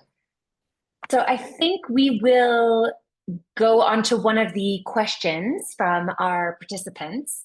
And I will ask this question to Sister Secunda, because I think it would come from a really interesting perspective, given that you're in the classroom with the teachers and around parents and students every day. So could you describe maybe some best ways to engage with parents and caregivers to really help them to understand the importance of play? I'm imagining that many parents in these communities might not be used to seeing their children and their teachers playing in the classroom and may want them to be focused more on academic approaches that are more traditional. So how do you go about engaging parents in your school community, and what experiences can you share with us?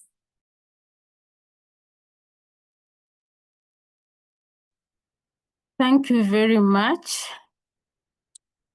One of the ways how we engage with parents about learning through play. First of all, we call parents meetings. We sensitize the parents about the importance of play to the learners. Also, we request parents to take part in providing play materials, because some of the play materials are from the local environment. Some we access them at school, and others we ask children to ask their parents to provide those play materials. Like when we are making balls, they get banana fibers, and those banana fibers are from their plantations, so they have to get them from home. And when parents are already aware of the importance of play, they have to provide their learners with those play materials. Also, we sensitize parents. Some are not aware that play is good. So when a learner is praying for them, they think that that learner is not able to learn well. So after sensitizing the parent, he or she knows that learning is good to the learner, on the side of the learner. So that's how we are engaging our parents in prayer. Thank you very much. Thank you very much. That was really helpful. And I think we can see how that could translate to other settings with parents. Really useful examples. And I like the banana leaf piece as well. So we're going to go to the second set of questions. I'm first going to ask Dr. Bede. What are some common misconceptions about learning through play, and how can academic institutions like yours help shift the mindset and build capacity for its meaningful adaptation amongst educators? Sorry, can you repeat the question? Just due to the internet connection, I can't hear you. Sorry. So what are some of the common misconceptions about learning through play, And how can an academic institution such as Can yours you help to shift the Can you mindset? repeat the question? Oh, it sounds like we're having connectivity difficulty. The question is around how organizations such as yours can help build the capacity around learning through play and shift the mindset around these concepts. Okay, thank you. We're working the organization like that I'm working for just through developing curriculum with consult of the Ministry of Education that can be applicable for children who are living in emergency areas. For instance, in my university inaugurated emergency education with in collaboration with the Ministry of Education. They evaluate the curriculum and disseminate and collect feedback from the different stakeholders for the feasibility of the program. Just we are working on it. In addition to that, we are working on it capacity building training for teachers in consultation with the Region Education Bureau. We are providing play-based learning approach for pre-primary teachers. In last semester, we give a training for pre-primary school directors.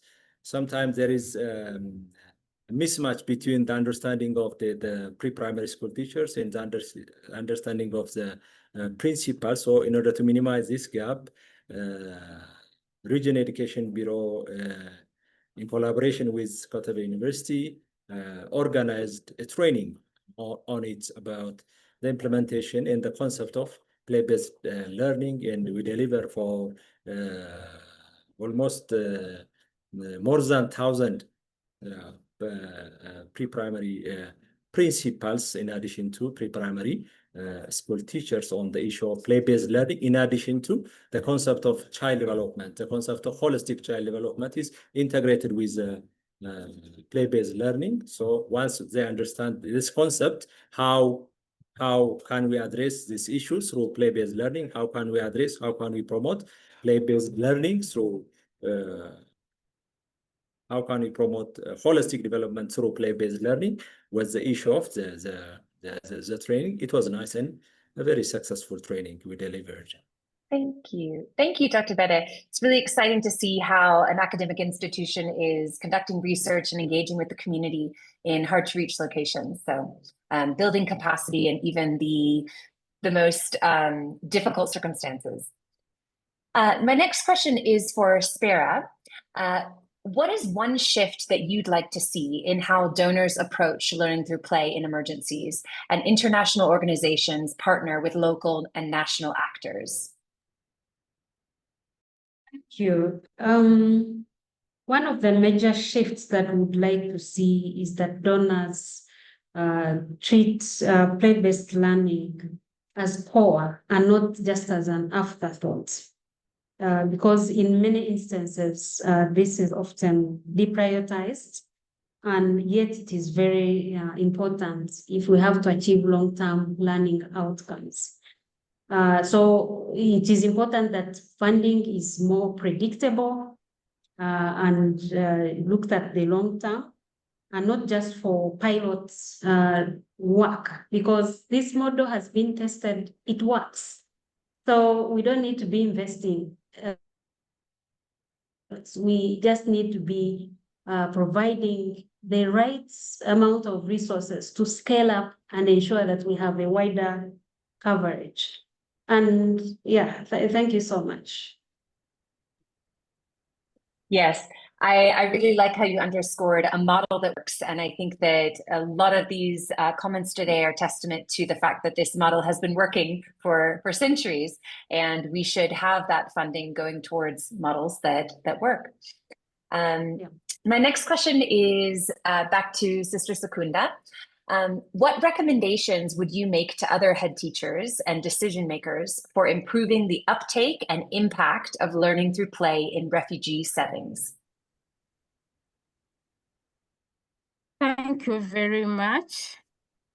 As a head teacher, these are the recommendations that I give to other head teachers in the refugee setting. First of all, the head teacher should be directly involved in the implementation of LTP. Since the head teacher is the supervisor, immediate supervisor to the teachers. The head teacher should see that when these teachers are preparing and in the teaching learning process, they should integrate the content with LTP. Number two, the head teacher should empower CPD's committees. It is within the committees that teachers are able to coach each other. Also, they assess the progress of LTP and how it has impacted learning. So when the CPDs are empowered, even when the teacher is not in school, the set goals can still be achieved. Next, the head teacher should involve stakeholders to give social support to teachers and even the learners. That is by encouraging the teachers, by appreciating the teachers in whatever they are doing. So when the teachers are motivated, they are able to implement LTP approach very well in the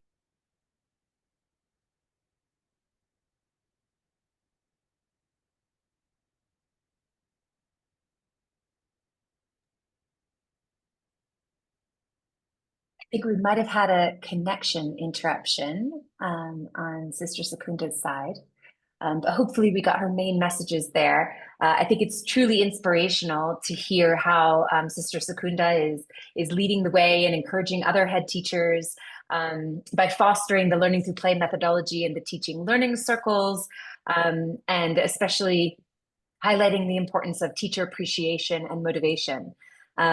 Applying new skills in a classroom by teachers is never easy, and so providing enough motivation and appreciation led by the senior head teacher is critical. And I think, unfortunately, Sister Secunda has maybe dropped off. We'll go to our last question for Lubaba, and then we might open up another question to the panelists. So Lubaba, could you share with us what other support has helped create the enabling environment for play-based education in emergencies to take place, including at scale? Okay, thank you again, Holland, for this question. And the support needed to create an enabling environment for play-based education in emergencies and PSS-based activities is a start. Honestly, it will be the funding for such activities, and which is allow to support or to enable the play from the start, which is the acute phase of the crisis of any emergency. And I mentioned before that why it's important to create or for children to have safe spaces and activities and support that help them to regulate their emotion during the crisis or right after it, if it's not possible during it. So ideally, this funding should be flexible, maybe, which not only funds the play supporting activities themselves, which means the space, the facilitators, the materials, and so on, but also an integrated programming that which is including bring the wash, the health, nutrition, and production support. And need to enable this kind of environments in which is meaningful play can be in place. And as you know, feeling safe and protected through having their basic needs holistically met is foundational for them to be able like to thrive, to connect with peers, have sense of normalcy and so on. And as we know, not all like donors are ready to support or fund a play-based activities, especially during the first phase of emergencies. And funding, which is not only pay for the activities themselves, but it enable like the spaces that where we are like in implementing these activities. Other should, as I mentioned, should be safe for children, because we do not want to like cause a lot of harm or additional harm for them. So it's not only funding for the play activities, but also rather than preparedness of the locations or spaces that these activities should be on. Which is back to the question, which is back in Sudan, which has helped us is LIGO fund RRM mechanism, which was very helpful during the emergencies. And flexible funding is not like, as I said, not only pay for the supporting of activities themselves, but also an integrated approach, programming approach, bringing all the other needs, as we want not just support the play areas for children, but we also want to meet their holistic needs, whether it's food, wash facilities, and health and nutrition, and so on. So yeah, again, LEGO Fund was one of the most helpful ways in emergencies in Sudan. Thank you. Great. Thank you so much, Lubaba.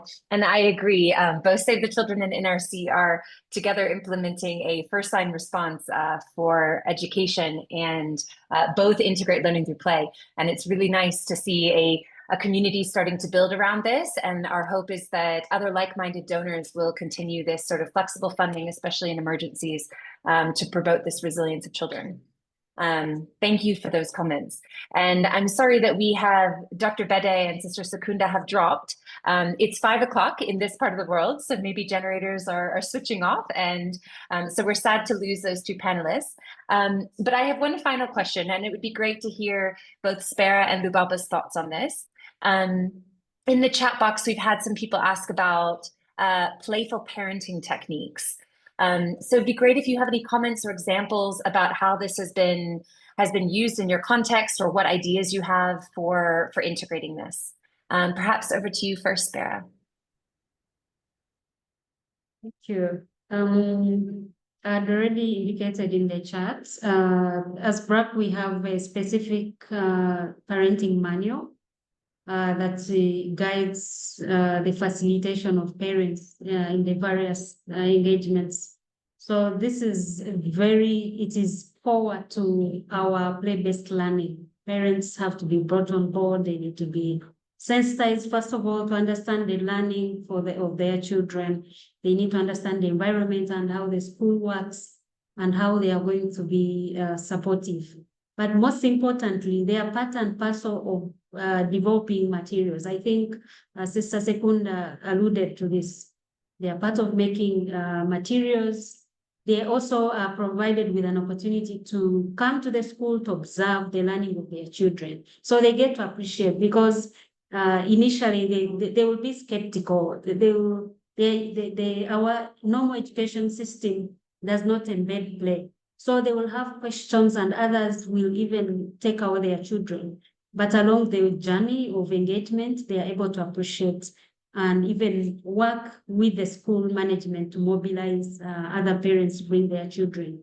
We also, because as BRAC, we provide holistic programming through our other programs and platforms, we are able to, through outreach, to provide information to the general community so that they get to understand this and how it benefits them.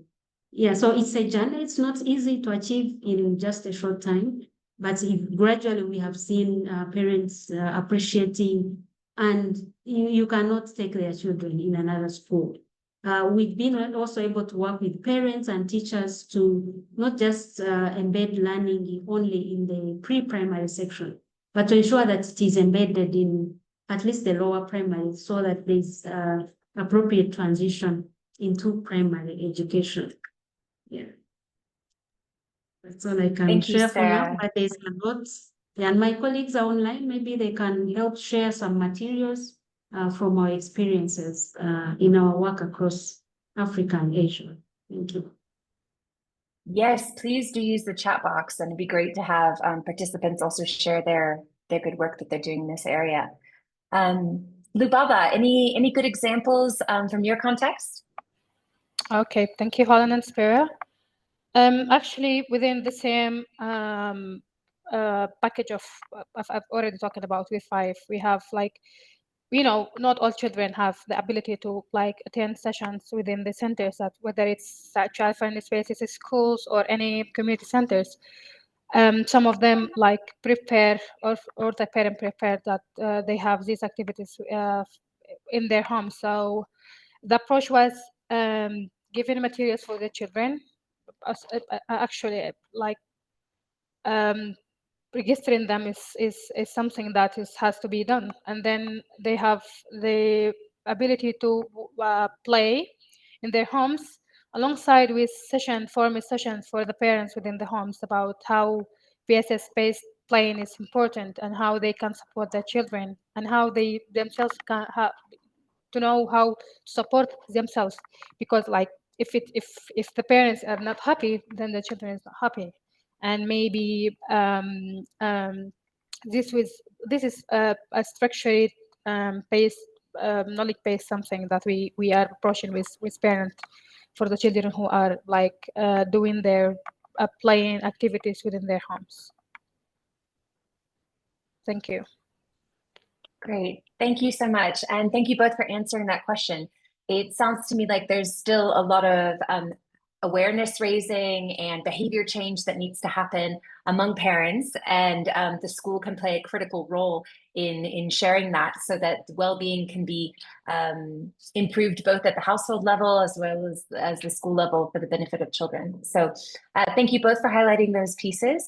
And I just want to say a big thank you to all of our panelists, Spera, Lubaba, Dr. Bedai, and Sister Secunda. It was truly inspirational to hear about your work, especially in emergencies and some of the most difficult operating environments that we have. And thank you for all the good examples you gave and demystifying what it might look like to do play-based learning in emergencies. It is possible, it is happening, and it is changing lives. So well done, and back over to you, Katie. Thank you. Thank you so much, Helen, and such a critical and important panel. And I completely agree that provided such hope and inspiration that even in the most challenging crisis-affected context, learning through play is possible, and it can build the resilience and address some of these really critical psychosocial support needs of children and families. And it sounds like people are really thirsty for these very practical examples. The 5 things that Lubaba shared was very highly received. And we're going to move into another example in this play-based activity. So I think this will be a treat. I would like to introduce Rasha Nasruddin, who's the country director for Right to Play Lebanon, who's going to guide us through a play-based psychosocial support and well-being activity that could be used to support children in a crisis context. Over to you, Rasha. Thanks, Katie, and hello, everyone. Greetings from Beirut. So in line with the panel's theme, learning or play and learning in emergencies, I picked up an activity from Right to Play in Emergencies Toolkit that we used recently in the past war that happened a couple of months ago. Usually we use the activity is called Building an Imaginary Island. We use this with children to help them like imagine safe spaces, process trauma, speak basically when in shelters or when they are being like on the move. When doing this activity, children could build their island together. So bear in mind that this happens usually face to face. So I'll take up the challenge and do it online with you. So children could build their island together individually. They could draw on paper, or they could sometimes use their own bodies acting as different characters in this island. For us now, the only tools that you need basically is your imagination and the chat box. So I'm gonna guide us with prompts, and you just need to type 1-line contribution in the chat. There's no right or wrong answer. I mean, you can make it realistic, you can make it funny, you can make it poetic, whatever you want. And let's basically start building our imaginary island together. First question is, what would the sky on our island look like? Any suggestions? What would the sky on this imaginary island look like? Pink, that's nice. Not realistic at all. Purple. Any more? Oh, I love it. Fluffy clouds. Yeah. Usually children say like they like stars with faces and these kind of cool stuff that children can imagine. Rainbow, permanent sunset. Great. Well, then let's move to the sounds. What sounds can you hear on this imaginary island? Birds, interesting. Laughter, soft breeze, that's a nice one. We have a lot of bird songs as well. And waves, yeah, definitely, it's an island. Whistling, breeze and ocean waves. Funny animals talking, yeah, that's definitely what children might come up with sometimes as well. Music, a coconut falling. Well, that island wouldn't be in the Middle East. We don't have coconut. Great. And if you are to imagine who is with you on this island, who would you want to be there?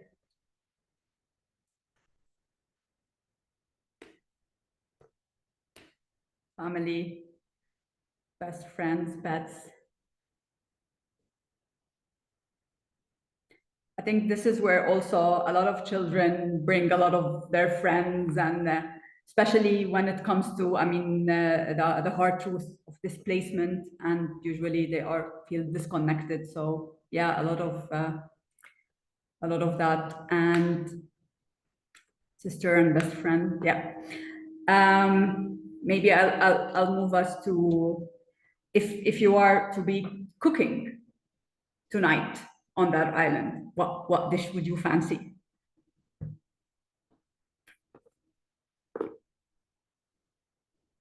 Pizza, yeah, grilled fish. Interesting. Steak. Roasted fish. A lot of fish, definitely. The island brings these thoughts, I guess.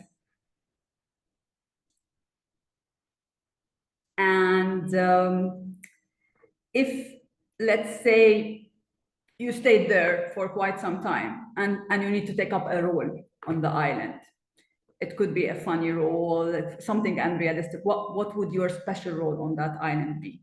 What would you like to do there? Island wizard, peacemaker, that's nice. Storyteller, acting, dancer. Anyone interested in being the chief play officer of the island? Drummer, to call people, unicorn trainer. Yeah, these are very interesting stuff. Flying actor to leave and come back. Great. And if you are to think about something magical that you can find only on this island, anything that comes up? I have wara anab, someone says, like stuffed vine leaves. That's a very Levantine dish.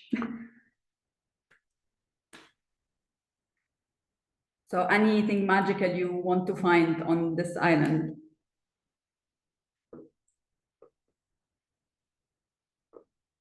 A volcano. Oh, wow, that's interesting. I'd love to be there.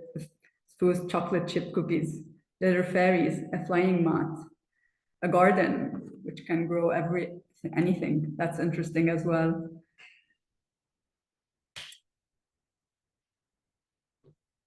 Ala ad-dunya, heaven shower, and dragon. Wow, that's really nice. And now let's let's say that you stayed there, you cooked, you have a role, you have a job, you have everything, but like someone found you and now it's time for you to leave, you go back to your life. Before you leave the island, what word or emoji would you write on the sand for others to see? Any word you could think of, or even emoji for other people to see as maybe your main message. Play, peace, yeah, welcome. Yeah, I love all of these emojis and phrases. I think my time is up, and happy International Day of Play. Thank you all for playing along with this game. I thought it would be challenging, but it was nice, and I think everyone interacted, so thank you. And back to Katie. Thank you so much, Rasha. Now, I don't think I can work the rest of the day. My mind's going to be transported to all of these magical islands and just wanting to live there. So thank you so much for that really powerful activity. And I hope we can all take that with us in our work. So as we close, I want to take this opportunity to thank all of our incredible speakers, moderators, panelists, play facilitators, and to each of you who joined from around the world. So across the panels and the play breaks, we heard loud and clear, play is not a luxury, it is essential for healthy development. It fuels learning, healing, growth, interpersonal relationships, and connections with the world around us. It's how children build resilience, develop critical thinking and empathy, and how they begin, and we all begin, to imagine new futures, just as this island example, I think, beautifully highlighted. And this is not just for children, but for the communities in which they are a part. And so important in today's world. We've seen examples of play igniting foundational learning, so early literacy, numeracy, and social emotional skills, but also promoting psychosocial well-being, especially for children living in crisis. We've heard the critical importance of localization and contextualization, calls for greater investment, policy shifts, and for meaningful collaboration, especially with local leaders, educators, caregivers, and young people themselves. So as we mark this second International Day of Play, I hope you leave this session not only informed, but inspired and ready to ask, how can we support more locally led play initiatives, bring more play into the policies we influence, the programs we support, and the partnerships we develop together? Let's take what we've learned today, carry forward the momentum, continue engaging and sharing all of the wonderful resources that you have been sharing today in the chat. I hope this continues, and that let's commit together to putting play at the center of how we support children's learning, healing, and development. Thank you again, and from all of us here and from all of the organizers, happy International Day of Play. Thanks.